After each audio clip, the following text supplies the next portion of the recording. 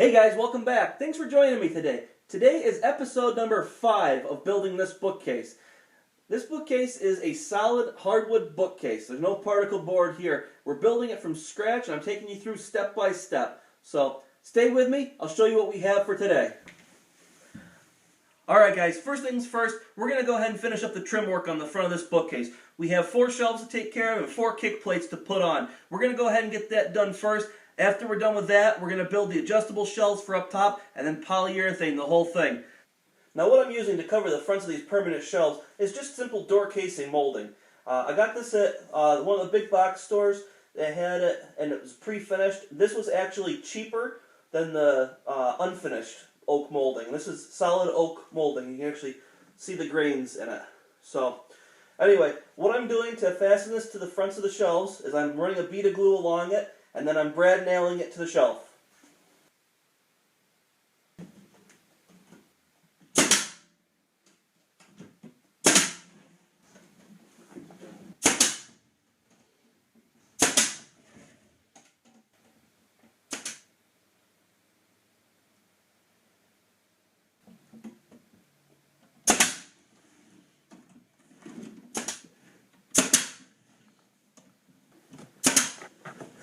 What I decided to do here, since I have the registers underneath, recessed and hidden out of the way, I need them to be able to blow out the front of these cabinets. But yeah, I want this unfinished edge to be covered. So what I'm going to do is take my faceplates, I'm going to cut arches into the faceplates, and then mount them on here so the air can still be able to blow through, and you can reach in to turn the register vent on and off as you want.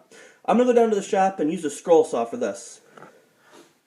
I ended up having to use my bandsaw rather than my scroll saw. The scroll saw just wasn't aggressive enough as it was cutting, so I used the bandsaw instead. Now that the arches are all cut out, I'm going to go ahead and get these mounted on the front of the shelves here. I'm going to put a strip of glue on and then brad nail it into place.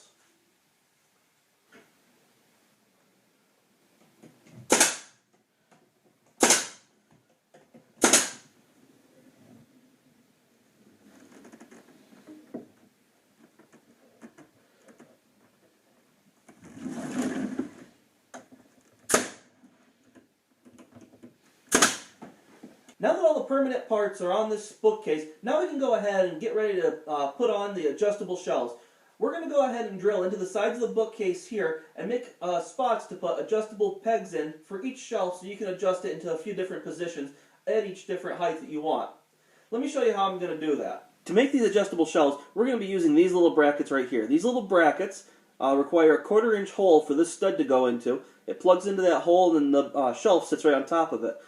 Now, I want to make it so that these shelves can be adjustable up and down. So I'm going to put like 3 different heights of holes so these pegs can be pulled out, put into another hole, because the things that you're going to put on the shelf are going to change in height as well from time to time. You have to make sure that all the holes are exactly the same height and whatnot. So that means that you're going to have to go and measure and try to mark out and keep everything all the same all the way across and whatnot. And it's a lot of measuring and marking, and it becomes a real pain in the butt sometimes.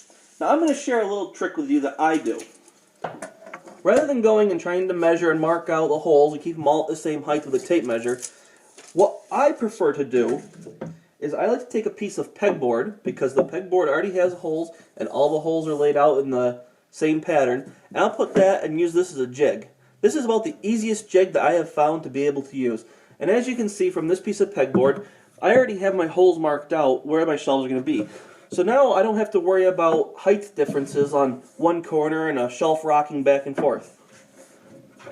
The other thing that I do is I take a piece of tape and I put it on the end of my drill bit. I have this measured out to accommodate the thickness of the piece of pegboard as well as a little stud on the end of this bracket. So that way there, it doesn't go all the way through the piece of wood and out the other side possibly.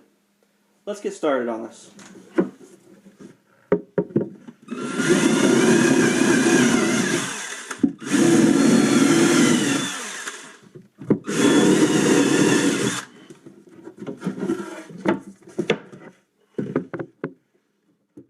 Now as you can see, these holes are nice, neat, straight, in the line, and at the same height, so that way there my shelf isn't going to have any rock in it.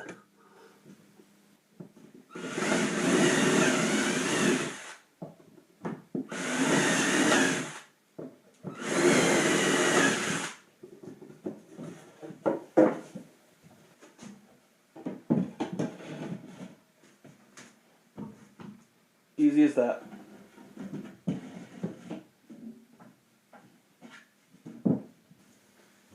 So as you can see, there's not a lot to put in these shelves up. I'm going to go ahead and finish these shelves up the rest of the way down and bring you guys back when I'm ready to start putting the trim on the front of these shelves. Now that we got all the adjustable shelves put in here, we know everything fits, we're going to touch up the edges with some sandpaper and then go ahead and get clear coat put on everything that needs to be done. I'm going to go ahead and get set up here.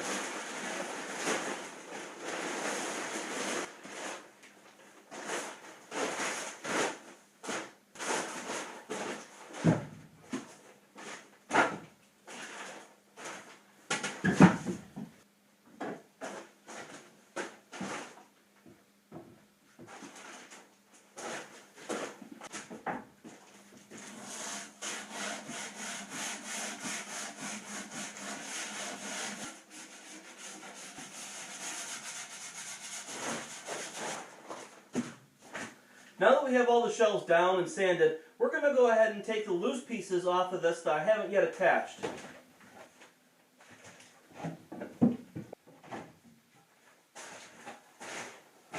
I'm getting ready to put this clear coat on now, and I don't want to ruin my good clothes, so I'm going to go ahead and get changed into some junky paint clothes.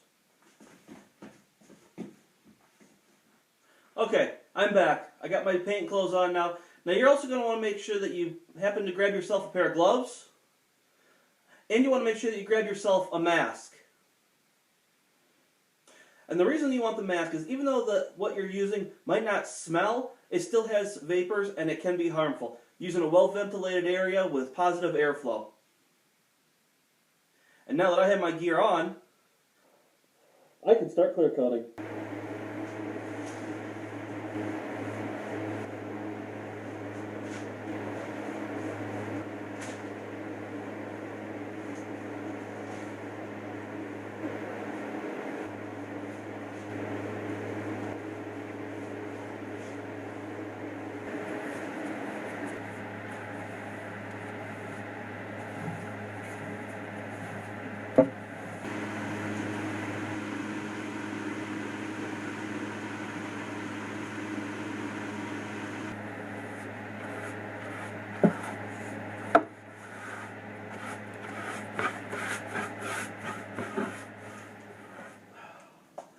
Okay guys, it's getting late and I'm getting tired. We have the first coat on everything. We need to let it dry for 2 or 3 hours so that we can sand that gritty first layer off and put another coat on.